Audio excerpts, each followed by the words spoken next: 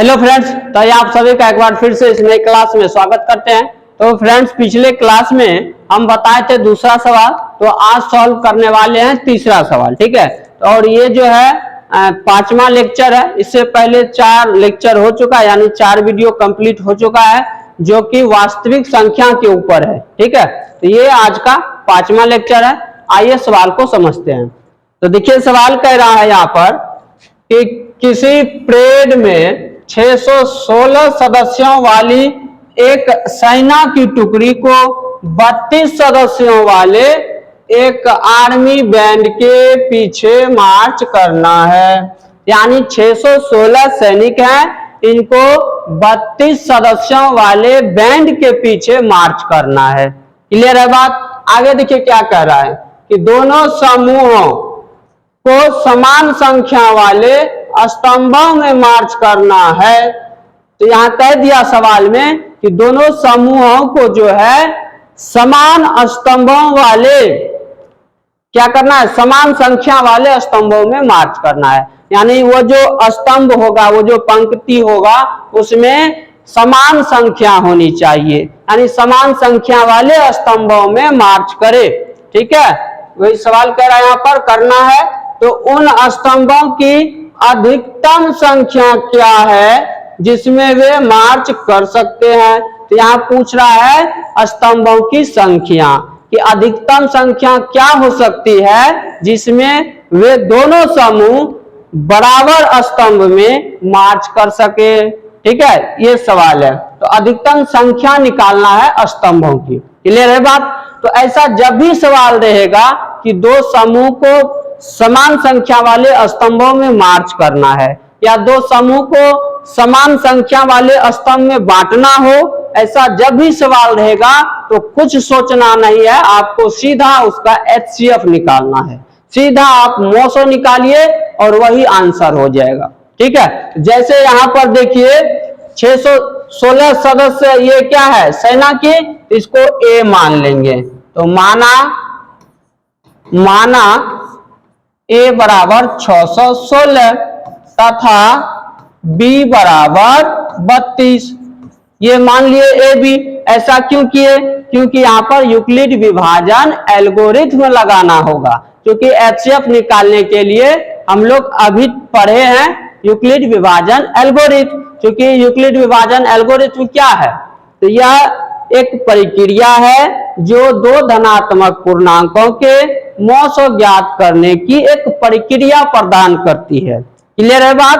तो यानी कि यहाँ मोसो निकालना है तो हमको यूक्लिड विभाजन एल्गोरिथ्म लगाना होगा।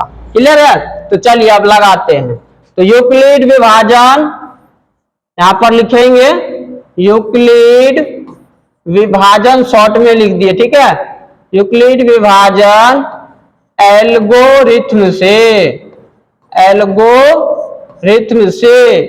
A बराबर क्या होगा, BQ प्लस R। तो A का मान है 616, B का मान है 32। अब बताइए Q और R कैसे निकालेंगे? तो जैसे हम लोग पहले मोसो निकालते थे भाग विधि द्वारा, उसी तरह करना है, ये बता भी चुके हैं। ठीक है, तो आइए देखिए इसको कैसे सॉल्व करेंगे। तो 32 से क्या करना है, 616 को डिवाइड करेंगे। बताइए कितना बार में लगेगा? 2 बार में 64 ज्यादा हो जाता है, 1 बार में लगाएंगे 32। ये 10 1 11, 9 2 11, 9 हो गया। और यहाँ पर कितना बचा, 5 में 3 गया 2, तो ऊपर से आ गया 6, 296 हो गया। अब कितना बार में लगेगा? तो 8 9 27, 9 बार में देखते हैं। तो 9 दूना 18 के 8 हासिल 1 और 9 27 1 28, ये हो गया 10 6 16 8 8 16 8, और इधर कैंसिल, यानी 8 शेष आया।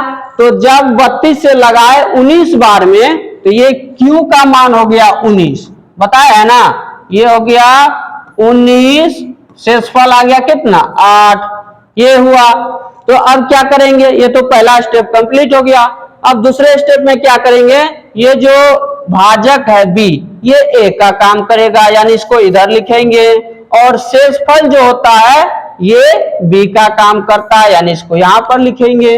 अब 8 से 32 को भागा देंगे तो बताइए 4 बार में लगेगा कि नहीं। 8 चौका 32, शेषफल आ जाएगा 0। यहाँ पर देख लीजिए, इसी तरह से ना भागा देते हैं, 8 चौका 32, ये शेषफल 0 आ गया। तो हम बताए हैं कि जिस भाजक से शेषफल 0 हो वो भाजक जो है दिए गए संख्या का मौसो होता है, एचसीएफ होता है। तो यहाँ 8 से 0 आया है, यानी 8 जो है ये क्या है, इन दोनों संख्याओं का मौसो होगा। तो यही हो जाएगा स्तंभों की संख्या। यहाँ पर लिखेंगे अतः स्तंभों की संख्या, अतः स्तंभों की संख्या।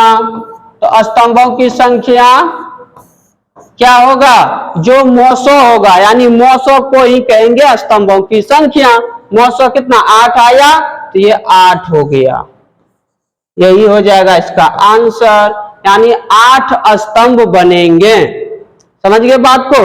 तो स्तंभों की संख्या 8 है और सवाल में यही कह रहा था स्तंभों की अधिकतम संख्या क्या है। बहुत आसान सवाल था ये, ठीक है। तो चलिए अब हम मिलते हैं अगले सवाल के साथ। तो आज के वीडियो में इतना ही। अगर इस वीडियो को आप समझ गए हैं तो अपने दोस्तों में भी इसे शेयर कर दें, ठीक है। चलिए हम मिलते हैं अगली क्लास में।